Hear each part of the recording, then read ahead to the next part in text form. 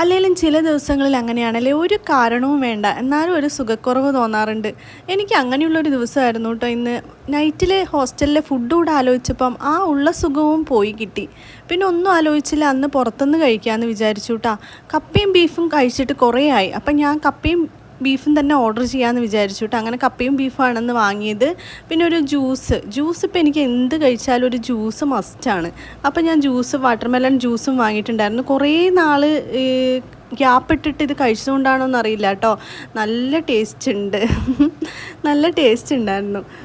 ഒരുപാട് ആസ്വദിച്ചിട്ട് കഴിച്ചു കേട്ടോ food. Good food is A good mood എന്ന് പറയണത് വെറുതെ അല്ല കേട്ടോ.